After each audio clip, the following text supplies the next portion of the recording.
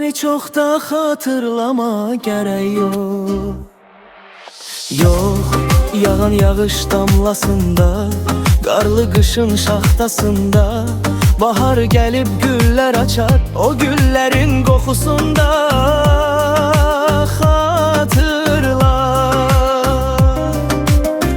məni çox da xatırlama. Coşan dəniz sahilində, dalğaların ləpəsində, qağayıların səsində.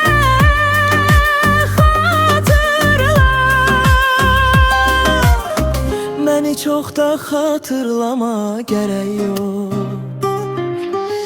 Köhnə görüş yerində tənha otur xəyala dal, yanındakı boş yerimə qoça çınar ağacından qopub düşən yarpaqlarda. Xatırla, məni çox da xatırlama gərək yox. Həyatının gərəyində, təmiz arzu diləyində. Xatırla, ümidlərin yorulanda, xəyalların qırılanda, sağ əlini ürəyində qoy, ürəyində. Xatırla, məni çox da xatırlama gərək yox.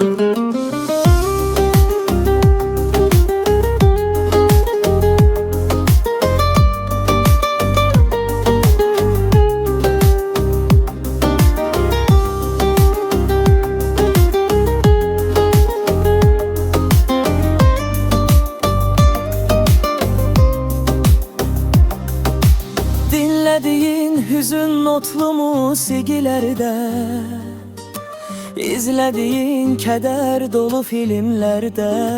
Xatırla, otağına çöksə gecə qaranlıq, xəyalların gəzəməni zülmətə, yandırdığın hər bir şamın şöləsində. Xatırla, bu dünyada sevinc azdır, kədər çox. Kədərinə sığınıb məni çox da xatırlama, məni çox da xatırlama gərək yox.